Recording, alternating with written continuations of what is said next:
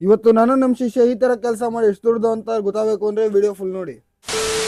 ಇವತ್ತು ನಾನು ಬೆಳಗ್ಗೆನೆ ಎದ್ದು ಚಳಿಲಿ ನಾನು ಹೋಗ್ತಿರೋದೇ ನಮ್ಮೂರ್ ಗ್ರೌಂಡ್ಗೆ. ಈ ತರ ಚಳಿ ಯಾವತ್ತೂ ನೋಡಿರ್ಲಿಲ್ಲ. ಬೆಂಗಳೂರಿಗೆ ಅದೇನಾಯ್ತೋ ಗೊತ್ತಿಲ್ಲ, ಈ ತರ ವೆದರ್ ಆಗ್ಬಿಟ್ಟೈತಿ ಈಗ. ಈ ತರ ಚಳಿಲಿ ಹೆಂಗೋ ಮುಖ ತೊಳ್ಕೊಂಡು ಅಲ್ಲಿಂದ ನಾನು ಗ್ರೌಂಡ್ಗೆ ಹೋದೆ.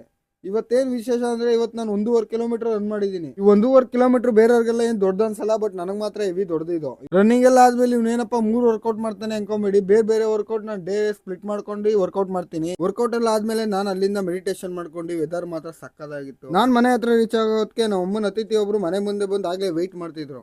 ಅವ್ರಿಗೆ ಹೋಗ್ಬಿಟ್ಟು ಅವ್ರದ್ದು ಲಂಚ ಕೊಟ್ಬಿಟ್ಟು ಅಲ್ಲಿಂದ ನಾನು ಹೋಗಿದ್ದೆ ನಮ್ಮೂರ್ ಬೈಲಾಂಜನೇಯ ಸ್ವಾಮಿ ದೇವಸ್ಥಾನಕ್ಕೆ. ಇಷ್ಟು ವರ್ಷದಲ್ಲಿ ನಮ್ಮೂರ್ ಬೈಲಾಂಜನೇಯ ಸ್ವಾಮಿ ದೇವಸ್ಥಾನದಲ್ಲಿ ಇಷ್ಟು ಖಾಲಿ ಇದ್ದಿದ್ದೆ ನೋಡ್ಲಿಲ್ಲ. ಶನಿವಾರ ಆದ್ರೂ ಏನು ಅಷ್ಟು ಜನ ಇರ್ಲಿಲ್ಲ.